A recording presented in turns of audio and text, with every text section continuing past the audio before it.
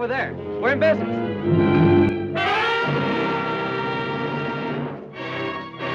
You all know I would have to review The Slime People someday.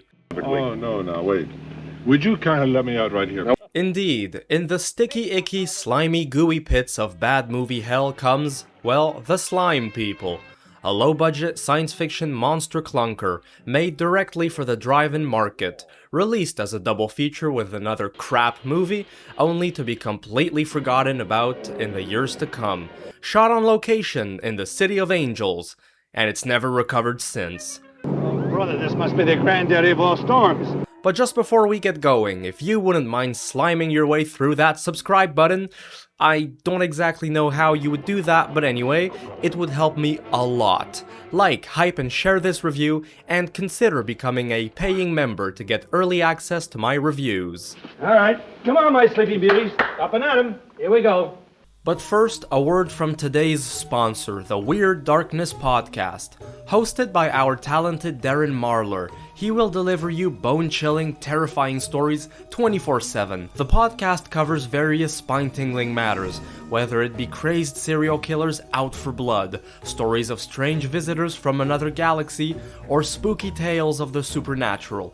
All the good stuff here to keep you up at night. So head over to the Weird Darkness Podcast, available on YouTube, Spotify, and Apple Music. That is, if you are brave enough to. The link is down in the comments below. So with a title like The Slime People, you know what you're gonna get. The title is pretty self-explanatory. The rather charismatic lead role of Tom is played by Robert Hutton. He also directed this movie, and this abomination would be his only feature film he would ever direct in his life. That's just awful! How terrible! Oh no! His character lands on an airstrip to an abandoned city of angels, where he meets a scientist and his two daughters. Quickly he learns that the city has been invaded by these ghastly, subterranean, reptilian-like creatures that used to live underground, but have now risen up to say hello after being disturbed because of human atomic drilling. Now, wait a minute, this is no joke. There are quite a few million people who wish it were. They seem to be the last people left in the city after the rest of the population have been evacuated. Which is odd, because we see and there is mention of groups of looters pillaging the city all during the film, so I guess public forces didn't do a good job now, did they? Come on, you guys, wake up! Our characters are left to fend for themselves amongst a bunch of slime people armed with spears. But Bonnie, one of the scientist's daughter, doesn't seem to care one bit and keeps this big smile on her face like she's living on Disneyland. The survivors encounter another young Marine along the way who's gonna serve as the second-hand man to Tom. The worst character in the script, though, is this writer the team meets along the way. He refuses to believe anything until he sees the horrors of this movie unfold before his very eyes. Of course. It's all a lot of nonsense. And his best friend happens to be goats. Just thought I'd throw that out there. One way or another, he quickly becomes slime people bait once they hide out in a freezer of a butcher shop. Where are my tenderloin steaks for 69 cents, darn it!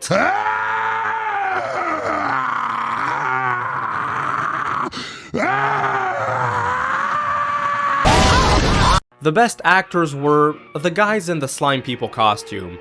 For a B-movie made on $56,000, this actually is not too bad. Oddly enough though, the production ran out of money only 9 days into shooting, which begs the question, what happened to the rest of the cash? Easy now. Easy. But somehow, the actors continued to work and were never paid for the rest of the performances. Although, I'm not gonna lie, in the case of some of the actors, I'm not sure their work was worthy of getting a paycheck. The performances across the board are pretty awful, either over the top or just plain dry as hell. Especially the girls, I'm sorry, but they are terrible. Hutton does an alright job, but he's not nearly enough to save this film from being absolute trash. I was just wondering, your dad was acting kind of funny. Did he care that I came along? Well, in a post-apocalyptic kind of situation with murderous slime people crawling all over the place, this may not be his biggest concern right now. Just a wild guess on my part. You want to like being the daughter of a scientist? What I found hilarious, but also serves as a major plot hole to this flick, is that everyone acts like the city has just been totally overrun by the slime people. They are crawling out of every corner, giving off this very post-apocalyptic setting. They're coming by the hundreds out there. But I could only see a maximum of 4 slime people at the same time on one shot, and that's because they only had a total of 8 costumes. The story gets all the more abysmal when you see this.